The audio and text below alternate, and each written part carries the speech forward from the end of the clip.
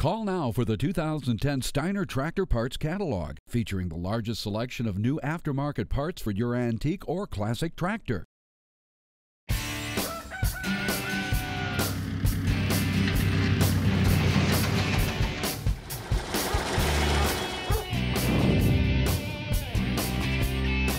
On this Tractor Fanatic webisode, we'll see a piece of four-wheel drive history as Chris Wathen shows us his rare Steiger 2200.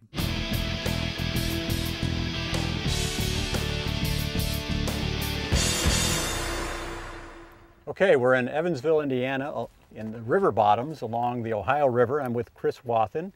And Chris, this is your farm we're on. Yes. And we visited with you earlier about Big Bud, but we're back and we're talking about another very unique tractor from your collection. This pretty rare Steiger, right? Yeah, this is a 2200. This tractor was built before all the cat names, the Panther and Cougar and Bearcat and so on. They used numbers. This one is a 2200, which basically means 220 horse, 22,000 pounds. Okay. They had a formula of 100 pounds per horsepower back then when they were building tractors, and that was a number that they used to distinguish the size of the tractors. Gotcha.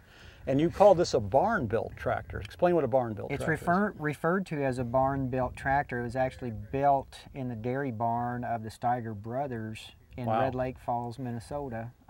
These tractors were built before they were incorporated. And moved to Fargo. Wow. So this is an early one then? This one is a 1968. Yeah. It is early. Approximately 126 of the barn-built tractors were made. Wow. And you know, the amazing part, as you and I were talking about earlier, is that the technology that they figured out, the articulation of the tractor and things like that, would go on and is now modern technology. You're still using it today, right? Right. I mean, they had the ingenuity to make it articulate, make it oscillate, and everything it needed to do. Wagner was actually the grandfather, the first articulated tractors, and then the Steiger brothers, they got a hold of that, they improved upon it, and this was their entry in the market. Yeah. Yeah, so they were the pioneering days of this whole technology, yeah. And 57, 58 was the winter they built Barney, which was the first one, and it basically, you see these big A-frames out here for the steering. That's how Barney was built, and they built them this way up until they started making the Bearcats and Wildcats. Yeah, that's a good point. It is amazing that this is how you steer the tractor. That's exactly right. These two giant hydraulic arms. Yeah, yeah. I mean, there's got to be some brute force to make this thing pinch in the middle. Yeah, well, we got to remember that hydraulic pressures were much lower then, and I think that's the reason we're using such big cylinders to make it steer. And gotcha. Now all of the newer tractors, the newer technology, it's got the steering cylinders inside the frame rather than outside the frame.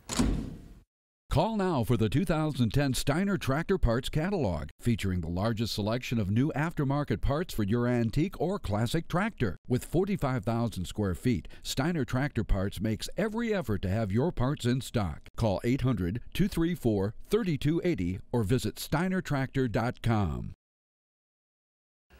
Now you've got this hooked up to a giant disc here, so you use this tractor then? Yeah, we use it on this farm. You know, we restore tractors, we get tractors, we maintain them, but the rule is they have to be able to do the work. They may not be called on to work every day, but they have to be able to do it. So you've got what, 5 or 6 others similar to this? Yeah, Steigers? something like that. Of the barn built, I think we have 7 in total. Yeah. I don't know. Yeah. Lost count. Lost count. I don't want to know. It's kind of a fever you have, right? It is. It's an illness. It's an illness. It is. Yes, I've heard it described that way before myself. This was one of the first four-wheel drives that I got. This one was? This one was. And how much work did you have to do to it? Or did you just paint it, or? Well, I bought it, and the deal was it was supposed to be field ready, and it's like anything else. His version of field ready and my version were a little bit different, but nevertheless, I didn't have to do a whole lot to it. We've since painted it and done some things to it. Yeah.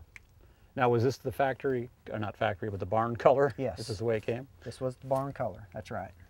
So do you plan on getting more of these, or trying to grab up? What did you tell me? There were like 127 of these? There's approximately 126 or so of these things out there. I mean, are you going to try to get as many of them as possible, or? I don't know. Some of them have just fallen in my hands, and some of them, you have to chase. And there's also a room problem, isn't there? I mean, absolutely. This isn't like toy tractors that you're collecting, right? No, these things take up a lot of room. A lot of room. That's kind of the regulating factor. How much more can you stand? Yeah, absolutely, absolutely. But Well, listen, they're fun. They get a lot of attention, and Yeah. I enjoy them. I enjoy working on them. It's therapy. therapy, exactly. Therapy. Yeah. Wink, wink. Yeah, exactly. Yeah, expensive therapy sometimes, Yeah. but everybody's got to have some therapy, That's right? right. That's right. Well, listen, thanks a lot for showing us Sure. this unique Sure. tractor, and like you said, that along with Wagner, it's kind of the history of the four-wheel drive and the articulating tractor, and it's really cool that you're keeping this alive and actually work it all the time. Yeah, and the history is important to me. That's another thing that I really enjoy learning as much about the history and the family and things as I can. So any opportunity that I have to learn that kind of thing, I'll turn off what I'm doing and go learn. Exactly. On our next Tractor Fanatic webisode, we'll head out to the National Farm Machinery Show in Louisville, Kentucky. This is the nation's largest indoor farm show, which also includes championship tractor pulling.